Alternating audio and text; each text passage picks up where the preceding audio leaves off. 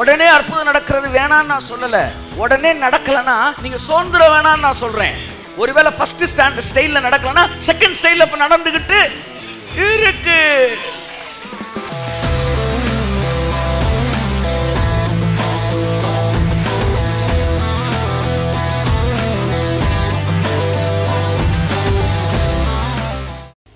மைனூட்டா வேலை பார்க்குறாரு பாருங்க, சைலண்டா வேலை பார்க்குறாரு பாருங்க. இது கையை உதறி விட்டு வெளியே வர வச்சிரும். அதில் ஒன்று அந்த அவர்ஷன் தெரப்பி. இந்த தெரப்பி இந்த விஷயத்தை கடவுள் உங்களுக்குள்ள கொடுக்கும்போது என்ன நடக்கும்னா, பாவத்து மேலே இருக்கிற விருப்பம் இருக்குது பார்த்தீங்களா, அது அப்படியே விலகும். அவர்கிட்ட ஏகப்பட்ட தெரப்பி இருக்குது. நீங்கள் எதை பார்த்தாலும் குன்றுவார் இந்த தெரப்பியவே கொடுத்துக்கிட்டு இருக்கிறாங்க. இதெல்லாம் மாற்றாது. இது அவர் லிஸ்ட்லேயே இல்லாத தெரப்பி, ஃபோபியோ தெரப்பி. இது இந்த அவர்ஷன் தெரப்பி நமக்குள்ளே வரும்போது பாவத்தின் மேலே ஒரு அவர்ஷன் வரும், ஒரு வெறுப்பு வரும். ஆமென் சொல்லுங்க. ஒரு வெறுப்பு வரும் அந்த விஷயங்கள் மேலே.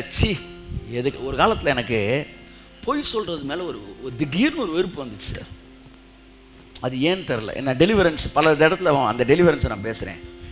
என்னன்னா, ஒரு 100 ரூபாய்க்கு பொய் பேசிட்டேன்டா, இப்படி ஒரு வாழ்க்கை வாழணுமா நம்ம? இதுக்கு நம்ம எங்கேயாச்சும் போய் மூட தூக்கி சாகலாமே. அப்ப கடவுள் உயிரோடு இல்லையா? இனி எதுக்காகவும் நான் பொய் சொல்ல வேண்டிய அவசியம் இல்லை என்கிற திடீர்னு ஒரு சின்ன பட்டு அப்படியே ஓப்பன் ஆச்சு எனக்குள்ள. 15-20 வருஷத்துக்கு மேலே ஆச்சு. நீங்கள் ஒரு வருஷத்தில் எத்தனை பொய் சொன்னீங்கன்னு சொன்னால் கூட 10 வருஷத்தில் 2 பொய் 3 பொய் அப்படி தான் யோசித்து நான் சொல்ல முடியுமே ஒழிய நான் ஸ்ட்ராங்காக சொல்ல முடியும். மற்றவன் பொய் பேசாமல் வாழ்கிறது சாத்தியம் இல்லைன்னு சொல்லுவான், அவனுக்கு சாத்தியம் இல்லை. ஆனால் எனக்கெல்லாம் அது ரொம்ப ஈஸியாக இருக்கு. இது ஒரு தெரப்பி, ஒரு தெரப்பி. இது ஒரு செகண்டில் உங்களுக்குள்ள வேலை பார்த்துருச்சுன்னா, பாவம் சிக்னஸ்னா நல்லா கவனிங்க. பாவம் சிக்னஸ்னா பாவத்திலிருந்து விடுதலைக்கு பேர் என்ன? ஹீலிங். ஹீலிங் நீங்கள் எடுத்துட்டீங்கன்னா ஒரு 8 விதமான ஹீலிங்ஸ் இருக்குது. அதை பற்றி நான் ஒரு புக்கு எழுதிக்கிட்டு இருக்கிறேன். 8 வகையான ஹீலிங்ஸ் இருக்குது. ஹீலிங் ஒன்று கை வச்சனா பரப்பேன் அப்படி நடக்குது பார்த்துங்க, அது மட்டும் ஹீலிங் கிடையாது சார். அதுவும் ஹீலிங். ஆனால் ஏசுனார் கை வச்சப்பெல்லாம் ஒரே மாதிரி ஹீலிங் நடக்கலை. ஏறக்குறைய 8 ஸ்டைலில் ஹீலிங்ஸ் நடந்திருக்கு. ஒன்று, கை வச்ச உடனே நடந்திருக்கு. அவன் உடனே பார்வையடைந்தான், உடனே சுகமானான், உடனே நடந்துச்சு. ஏசு கை வச்ச எல்லா இடத்துலையும் உடனே நடந்துச்சா அப்படின்னா இல்லை. ஒருத்தர் மேல கை வச்சப்ப உடனே நடக்கல, பாதி நடந்துச்சு. கை தட்டுங்க. பாதி நடந்துச்சு. 2வது தடவை கை வைக்கிறாரு, மீதி நடந்துச்சு. ஸோ ஏசு ஜெபம் பண்ணும்போது கூட 2 இன்ஸ்டால்ல அற்புதம் நடந்திருக்கு. ஏன் நீங்க ஜெபம் பண்ணும்போது 2 இன்ஸ்டால்ல அற்புதம் நடக்கக்கூடாது? உடனே அற்புதம் நடக்கிறது வேணான்னு நான் சொல்லல.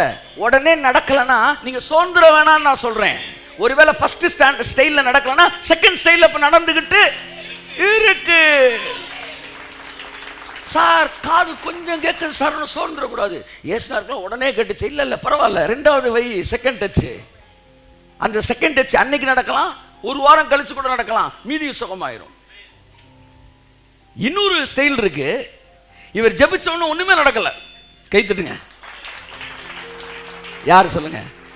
10 குஷ்டரோகிகள் அவங்க வந்து நிக்கிறாங்க. அங்க ஒண்ணுமே நடக்கல. நீங்க போங்கப்பா. போற போக்குல கிராஜுவலா, கேட்டு சொல்லுங்க, கிராஜுவலா சரியாயிடும். சில நேரம் சில அற்புதங்கள் கிராஜுவல் நடக்கும். சவுந்தரக்கூடாது. அது ஒரு ஸ்டைலு, அது ஒரு ஸ்டைலு. இவன் திரும்பி போறான் பாருங்க. போயிட்டு இருக்கும்போது அப்படியே உடம்பு கொஞ்சம் கொஞ்சமாக மாறுது. ஆமாம், தீக்கத்திற்கிட்ட வரும்போது அப்படியே வந்து பிரமாணம் இது உடம்புல குஷ்டம் இருக்குது. அப்புறம் மெதுவாக வந்து ஆலமரத்துக்கிட்ட வரும்போது பாதி இதாகுது. சாந்தி நேரம் வந்தவொடனே மீதி சுகமாகுது. அப்படி நீ கோணனுக்குள்ள வந்தோன்னா ஃபுல்லாமே சுகமாயிருது. அப்படியே கிராஜுவல். நீங்கள் ஜோம் பண்ணும்போது இப்படி கூட நடக்கலாம். நீங்கள் ஜோம் பண்ண போகும்போது அவன்பாட்டு அப்படியே இருக்கான்னு அவனை கூப்பிட்டு போங்க. அவன் போகட்டும். போகிற வழியில் அவன் வீல் சேர்ல இருக்க எந்திரிச்சு நடந்துடான் சார். ஆமே.